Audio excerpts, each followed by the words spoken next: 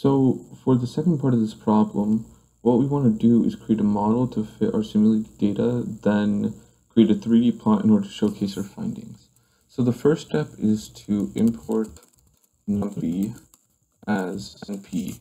And what this allows us to do is use various functions and do quick calculations throughout our code.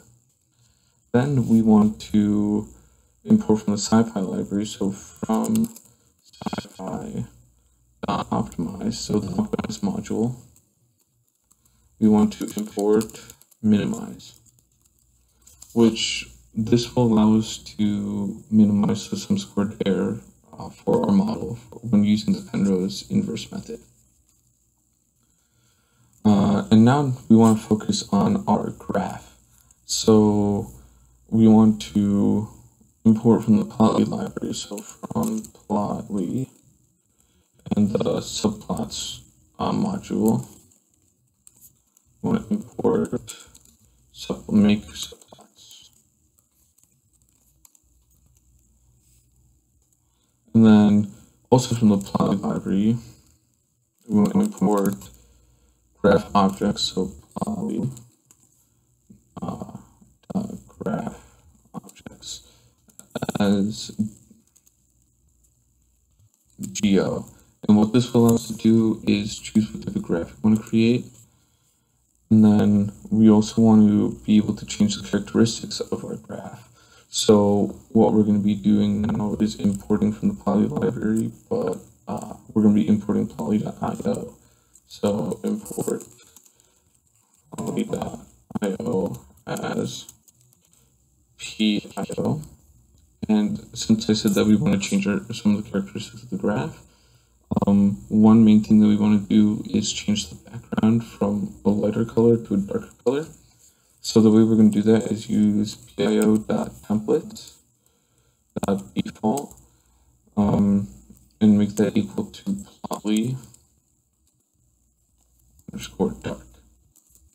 And this should give us a dark background. So let's double check if everything is running smoothly so far, and it is. So we're going to go on to the next step, which is to create our simulated data using a uniform distribution. So we're going to focus on a Reynolds number equation first. So let's say np.random.uniform. And our lower limit is going to be 2e to the third, and our upper limit is going to be 35e to the third, and we want 100 points. So the lower and upper limit were already given to us in the book, and those are the lower and upper limits for Reynolds number. And now moving on to the Schmidt number, we're going to be using the same exact format, which is np.random.uniform, and our lower bound is going to be 0.6, and our upper bound is going to be 2.5, and we want 100 points. Again, the lower and upper bounds were given to us in our textbooks. And now what we want to do is focus on our Sherwood value. And the way we're going to do that is by using a relationship in the book to calculate those values. So let's say C, and SC stands for Schmidt, SH stands for Sherwood, so SH equals 0.023 times the Reynolds number raised to the 0.83 times the Schmidt number, which is going to be raised to the 0.4. And again, that was given to us by our textbook. And now what we're going to do is introduce the error in our data. The way we're going to do that is by redefining SH, which are Sherwood number, and we're going to be using a normal distribution now. So np.random.normal. And now we're going to be using, for the LOC, it's going to be equal to the Sherwood value, and the scale is going to be equal to 0.1 times the Sherwood value. And so what the LOC is the mean, and our scale is going to be our standard deviation. So we want the standard deviation to be within 0.1 of the Sherwood value. We're going to run that to make sure that works. And now we're going to go ahead and create a linear regression model using matrix multiplication. So in order to do that, we're going to first introduce a design matrix, and we're going to be using a function called np.columnStack. And what column stack does is it takes a 1D array as an input and converts into a 2D array. And inside the column stack function, we're going to create a tuple. And this tuple is going to contain another numpy function called oneSLike. And what this function does is it looks at the Reynolds number equation, since I typed in RE here, and it will copy the same shape and type and make it into an array. And then we're going to also be wanting to take the natural log of the Reynolds number, and we want to take the natural log of the Schmidt number. So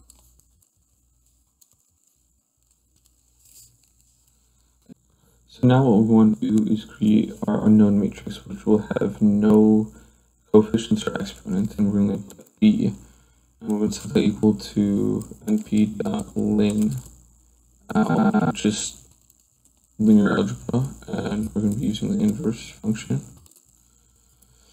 And inside this, we're going to be wanting to take the transpose of x, so it's x.b, and multiply that by the design matrix x. And then we're going to be wanting to multiply that whole thing, the inverse, by, again, the transpose of the design matrix x, so x.t, and multiply that by the natural log of the Sherwood value. So now what we want to do is print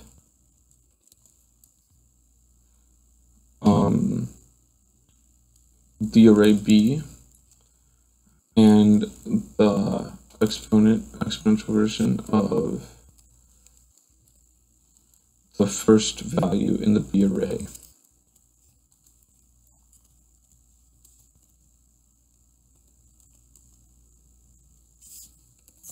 And let's see if that works. And here we have our values. And so these three values are the values that we should be looking at and comparing to the values that were given in the book to portray the Sherwood relationship with the Reynolds number and the Schmidt number. As we can see here, these values are pretty close to the relationship in the book. The only reason why they're not exact is because we have introduced error within our simulated data, which is right here. So now we have that model created. What we're going to do is create another model using the sum squared error method. So we're going to first define a function error and introduce a variable p into it. And then we want to return the sum of the squared differences. So to calculate the square differences, we're going to take the Sherwood number and subtract that by the first number in the P array, multiply that by the RE, the Reynolds number, raised to the P1, which is going to be our second value inside the P array, and then multiply that by the Schmidt number. And we're going to be raising that to P2, which is going to be the third value in the P array. And what we want to do here now is square that whole thing. And so let's double check that goes, and there are no errors here, so we're good to go. And now what we want to do is use the minimize function, as I mentioned before. And we're going to say minimize. And inside of the parentheses, we're going to include the function error that we just created. and we want to include our x naughts, which are going to be the values given to us in the book, which we used up here in this line to create the relationship between the Sherwood, Reynolds, and Schmidt values. So we're going to say 4.023, 0.83, and 0.44. I'm going to close that and let's run that. And as you can see here, these values are relatively close to the values given in the book. We can run it, get different values. So that shows us that we have two good models to go from, and now we can go ahead and graph our data that we have just created. So now, since we have our simulated data and our models working, we have to graph our results to visualize them.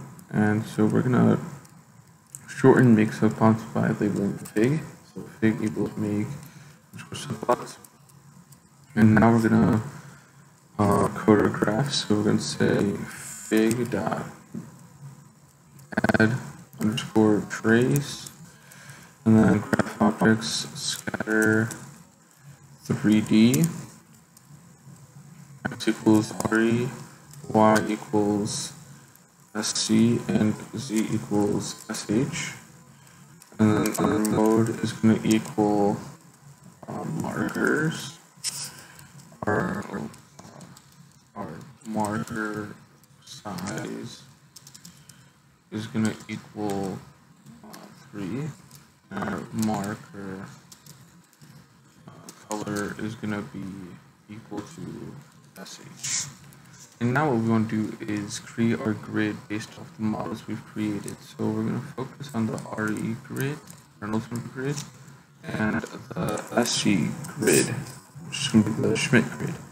And we're going to be using np.meshGrid and np.linspace. And so the lower limit for the Reynolds number is going to be 2e to the third. Upper limit is going to be 35e to the third, and we need 20 points. And so basically what this line of code is saying is that we're going to be using a meshGrid function to create like the meshGrid on our graph, and then we're going to be using linspace to create equidistant lines on the grid within these two boundaries, and we want 20 points on that grid. And so now we're going to do the same like linspace function for the SC grid, which is going to be 0.6, 2.5, and 20. And so we got these boundaries, upper and lower limits from up above, and these values came from the textbook that we are using. And so now what we're going to be doing is focusing on the Sherwood grid, so SH grid. And this is going to be coming from our linear regression model, specifically our B array, our unknown matrix. So what we're going to be doing is we're going to be taking the exponential of the first value in the B array, so np exp b0, and multiplying it by the RE, and raising it to the second B, second value in the B array, and then multiplying that by the Schmidt number, which can be raised to the third value in the B array. And so this equation I just typed out is basically the same equation as is up here, but now instead of using these coefficients and exponents, we're going to be using our simulated data, the data with the error that we have created. And so now what we want to do is compile all three grids into one. So the way we're going to do that is by introducing three new variables, which are going to be IRE, ISC, and ISH. So for IRE,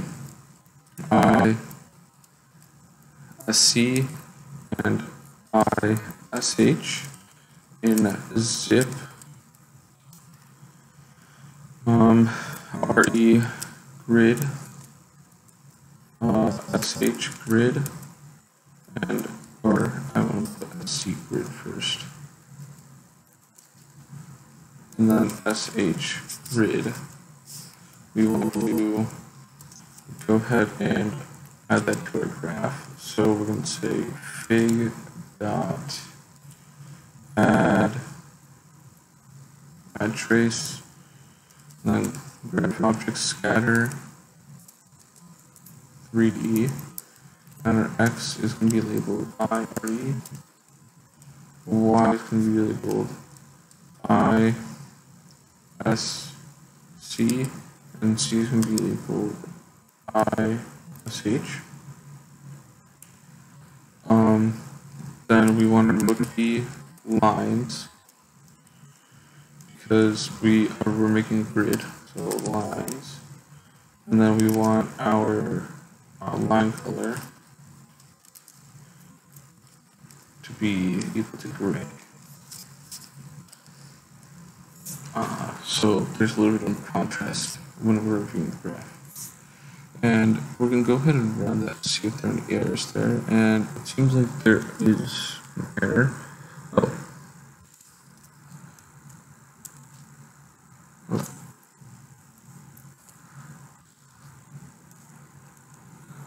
And another error I also found is here. We're referring to the grids, not referring to the equations that we've written above. So we have to write grid here as well as here. And let's see if this runs now. Alright, it seems to be working. And so now if we look at line 3 right here,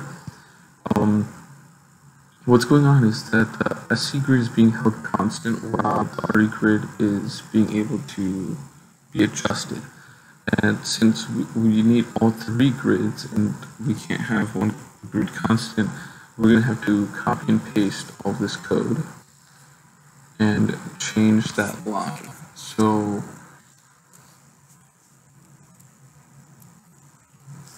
what we're going to do here is just create space. Let's going to put SC here, SC, RE, and then we're going to put 0.6, 0.6,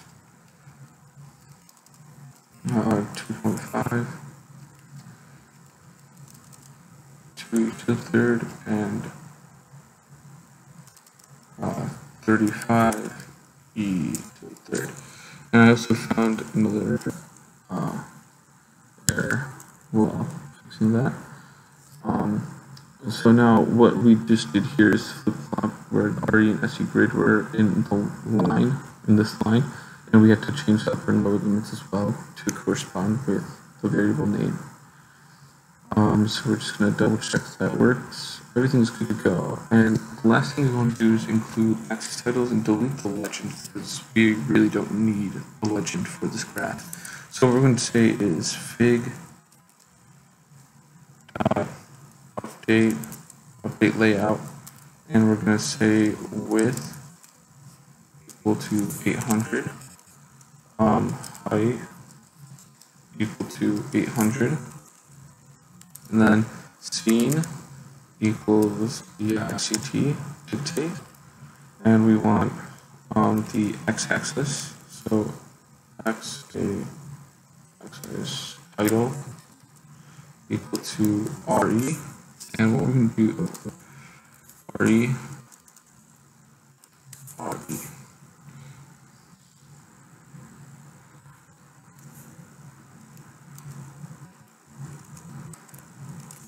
and we just change this to Y.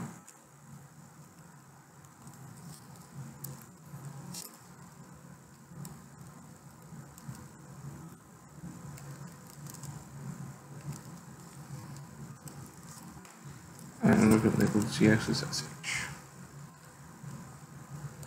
Okay, so now we got the scene done, and now we also want to add that show legend equal to false.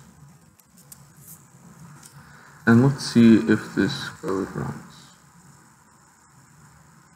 Okay, so the code ran, and this is our, this is not our model. So what occurred here?